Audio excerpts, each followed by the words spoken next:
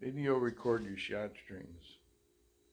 Here's a video of the 3-shot group with the pre-ignition position for each shot indicated by a colored dot, along with the maximum deflection under recoil for each.